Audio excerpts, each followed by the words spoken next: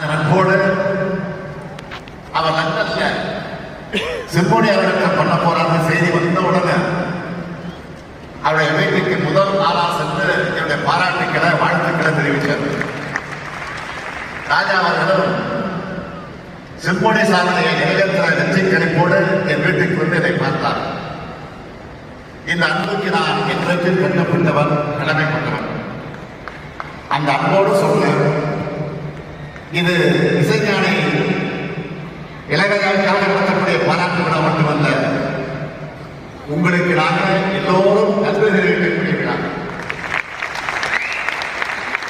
இப்படிப்பட்ட விழாவில் இந்த சிறப்பான விழாவில் ஒரு அறிவிப்பு வெளியிடாம நான் இருக்க முடியுமா? இசைத்துறையில ஆர்வத்தோடு சிறந்த இசையை படைக்கிற இசை கலைஞர்களை ஊக்குவிக்கிற விதமா தமிழ்நாடு அரசு